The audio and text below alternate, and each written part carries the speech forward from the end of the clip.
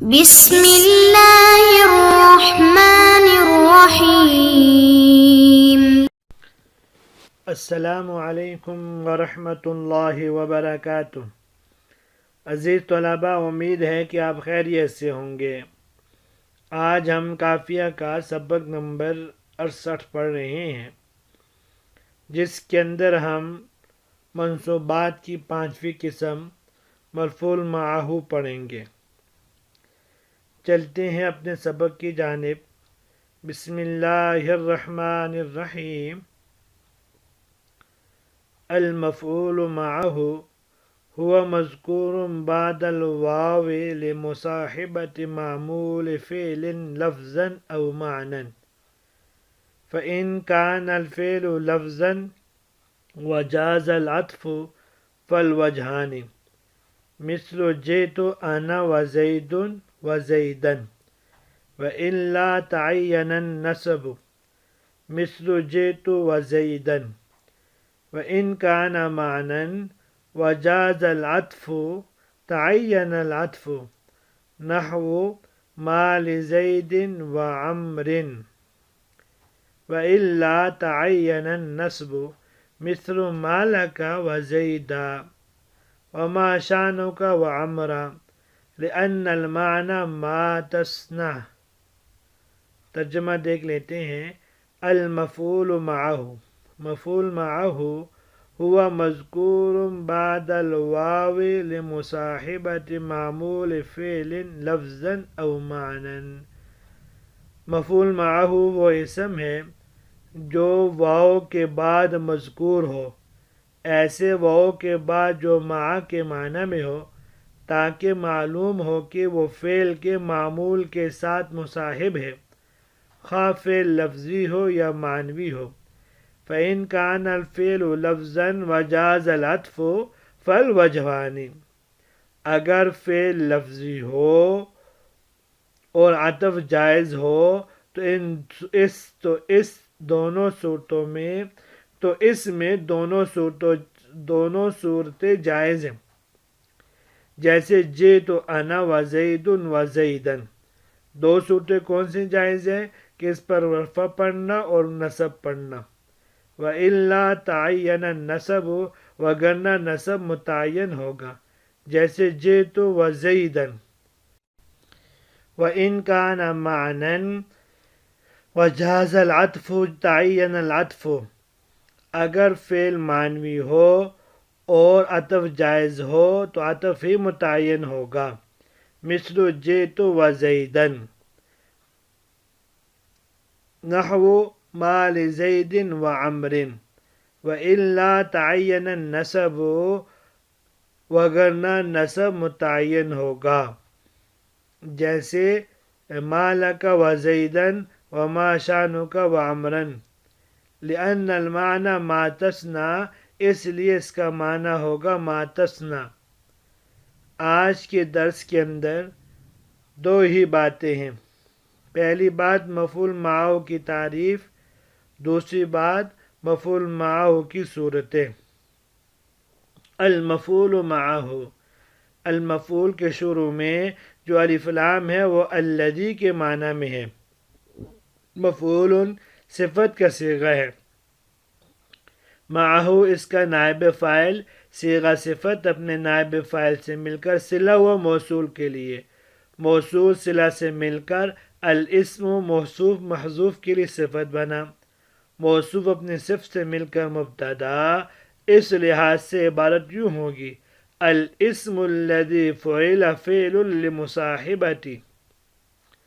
اور مفعول معہ کی اصطلاحی تعریف صاحب کتاب خود فرما رہے ہیں، فرماتے ہوا مذکور بعد الواو لمصاحبۃ معمول فعل لفظا او معنی، یعنی مفعول معہ وہ اسم ہے جو واو بمعنی مع کے واقع ہو، اور مقصد اس کا ایسی واو کے بعد ذکر کرنے کا یہ ہوتا ہے کہ ما قبل والا فعل جو کہ عامل چاہے فعل لفظی یا فعل معنوی، اس کے معمول کے ساتھ اس کی مصاحبت کے لیے ہے۔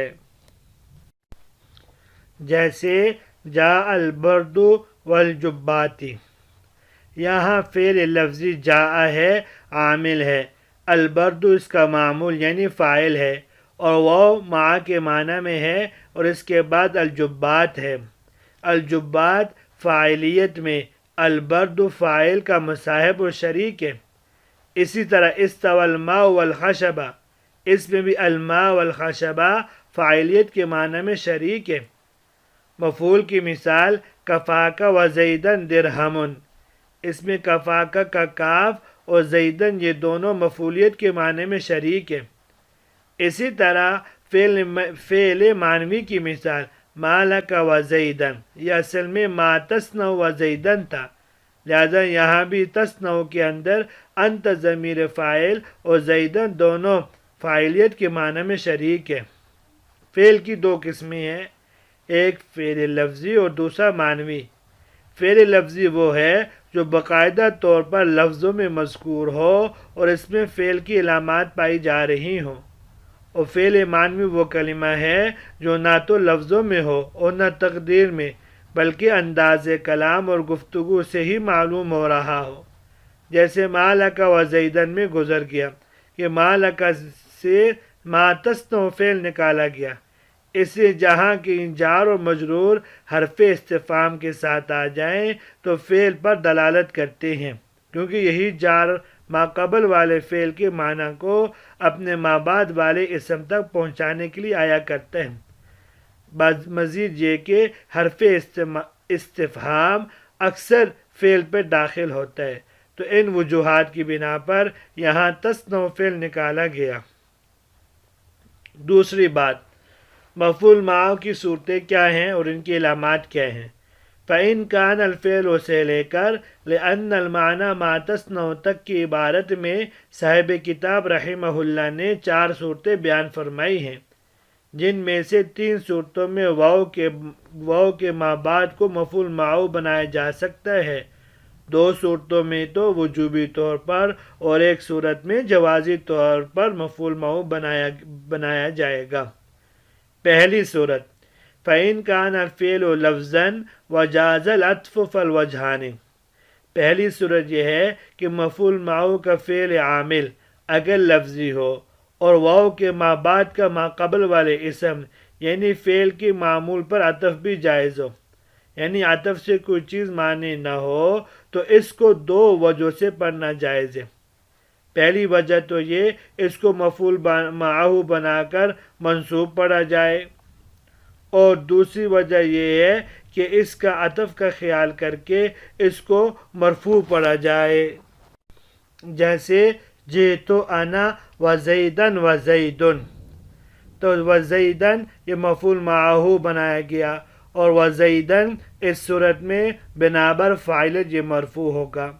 یہاں عطف کے جواز کی وجہ یہ ہے ما قبل میں تو ضمیر متکلم مرفوع متصل کی ہے، اور انا ضمیر منصوب منفصل کے ساتھ تاکید لائی گئی ہے، اور جب ضمیر مرفوع متصل پر عطف ہو تو اس کے لیے ضمیر منصوب منفصل تاکیداً لانا ضروری ہے، جو یہاں شرط پوری ہو رہی ہے، اس لیے عطف کرنا بھی جائز ہے۔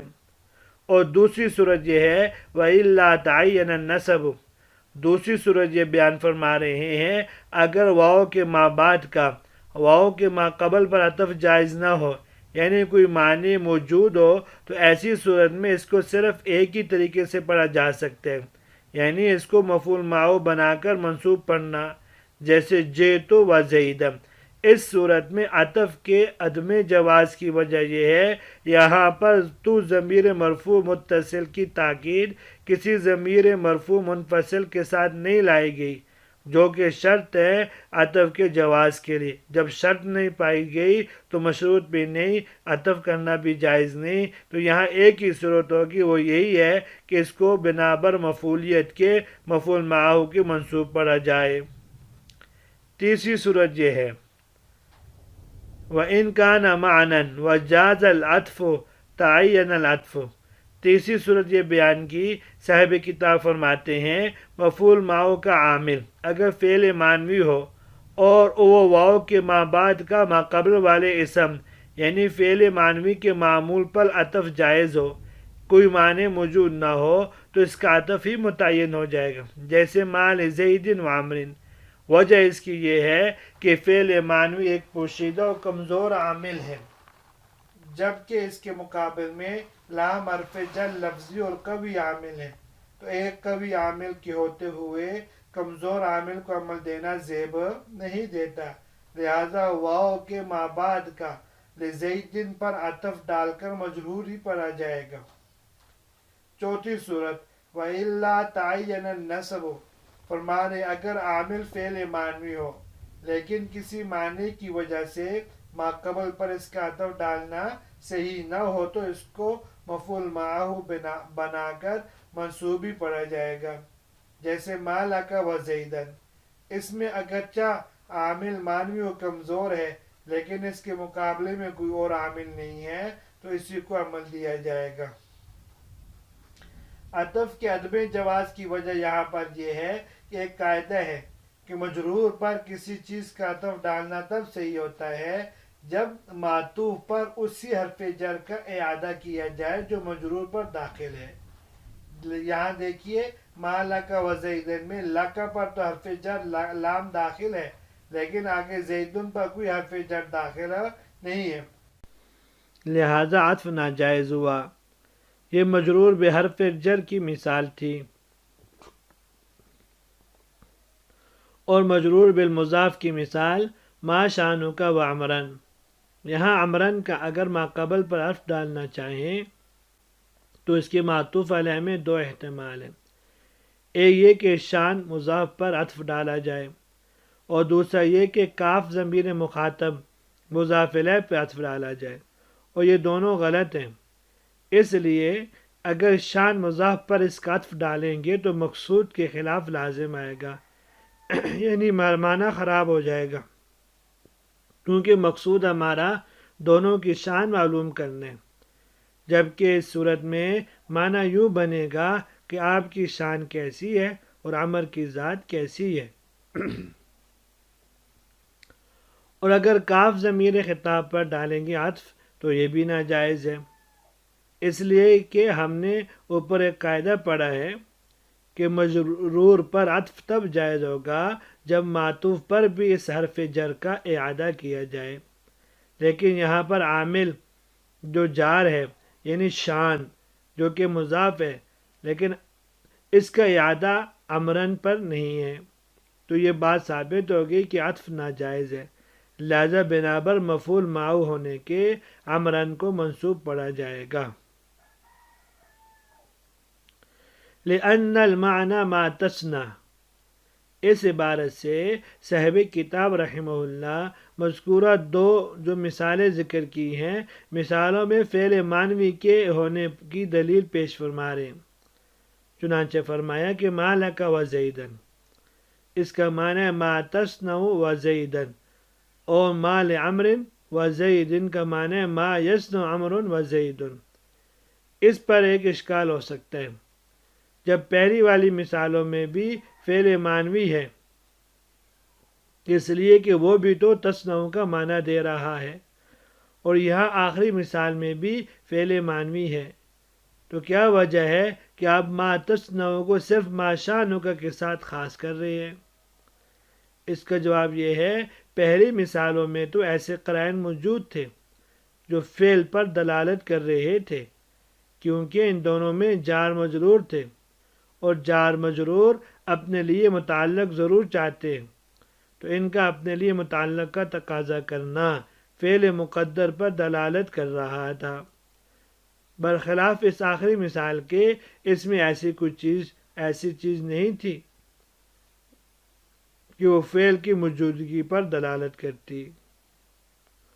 اور انشاءاللہ ہم شرح جامی میں یہ پڑھیں گے کہ مفعول معہ کے عامل میں علماء نحو کے کئی اقوال ہیں۔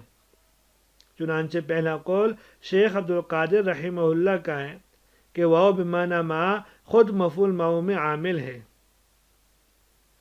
اور دوسرا قول امام اخفش رحمہ اللہ کا ہے، وہ فرماتے ہیں کہ عامل تو پہلے والا فعل ہوتا ہے لیکن وہ مفعول معہ میں عمل نہیں کرتا، بلکہ وہ واو بمعنی مع میں عمل کرتے ہیں، لیکن عمل کا ظہور اسم میں نہیں ہو سکتا، بلکہ ما بعد والے اسم یعنی مفعول معہ میں ہو سکتے ہیں، اس لیے عمل کا ظہور اسی اسم میں ہوگا، جیسا کہ الا کا اعراب ما بعد والے اسم یعنی مستثنی پر ہوا کرتا ہے۔ اور تیسرا قول جمہور علماء نحو رحمہم اللہ کا ہے، وہ فرماتے ہیں مفعول معہ عامل وہی پہلے والا فعل ہی ہے، لیکن یہ واو بمعنی مع کے واسطے سے اس پہ عمل کر رہا ہے۔ یہاں تک مفعول معہ کی بحث تھی۔ کل حاضر ہوتے ہیں حال کے بیان کے ساتھ۔ امید ہے کہ آپ کو آج کا سبق سمجھ میں آ گیا ہوگا۔ اللہ تبارک و تعالی ہم سب کا حامی و ناصر ہو۔ اجازت دیجیے، السلام علیکم ورحمۃ اللہ وبرکاتہ۔